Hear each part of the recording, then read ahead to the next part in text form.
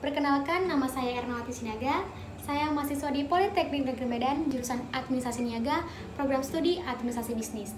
Di kesempatan video kali ini, saya akan menjelaskan tentang public relation. Apa sih public relation itu? Public relation terdiri dari dua kata, yang artinya public dan relation adalah hubungan.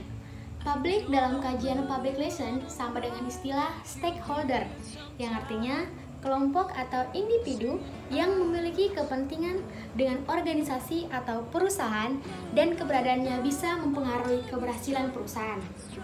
Nah, secara umum, public relation ini adalah jembatan penghubung antara organisasi dengan publik, yang dimana public relation melakukan proses sehingga publik itu bisa mengerti apa yang disampaikan perusahaan agar dapat dikerjakan.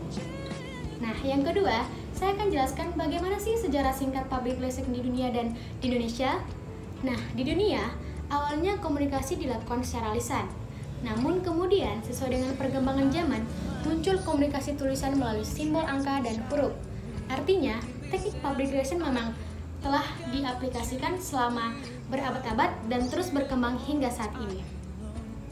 Dalam sejarahnya, istilah public relation sebagai sebuah teknik menguat dengan adanya aktivitas yang dilakukan oleh pelopor EV Lee yang tahun 1106 berhasil menanggulangi kelumpuhan industri batubara di Amerika Serikat dengan sukses. Atas upayanya ini, ia diangkat menjadi the father of public relation. Selanjutnya, pasca Perang Kedua, perkembangan public relation semakin menjamur, manakala semakin banyak negara yang baru merdeka dan ingin mempublikasikan identitasnya ke seluruh dunia. Nah, sejarah public relation di Indonesia juga sering digantikan dengan istilah humas, hubungan masyarakat. Perkembangan public relation di Indonesia tergolong baru ya, jika dibandingkan dengan negara-negara maju. Nah, fungsi public relation di Indonesia mulai diterapkan sekitar tahun 90-an. Sejarah mencatat organisasi humas pertama didirikan di Pertamina. Adapun fungsinya ketika itu adalah untuk menjalin hubungan dengan masyarakat. Perusahaan, penyalur, pemasok, pengguna jasa perundingan. Pada tahun 1954, secara resmi public relation mulai diterapkan pada jajaran kepolisian dengan nama hubungan masyarakat atau. Yang ketiga, apa perbedaan public relation, marketing, advertising, dan sales? Nah, marketing ini bicara tentang strategi untuk memasuki sebuah pasar yang berkaitan dengan produk, price, space, dan promotion ya. Dan berbeda juga ya sama PR. Lanjut, advertising itu berbicara tentang informasi yang bersifat persuasif, di mana dia itu membujuk orang agar membeli produknya seperti periklan di televisi, surat kabar, dan berbeda dengan fungsi PR, di mana itu dia membentuk citra perusahaan dan menyampaikan informasi yang dimana informasi yang disampaikan adalah tentang perusahaan, bukan persuasif atau membujuk orang.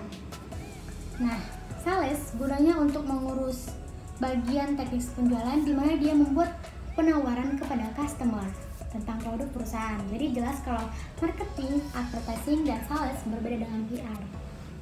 Nah, yang keempat, saya akan jelaskan apa peran dan fungsi PR.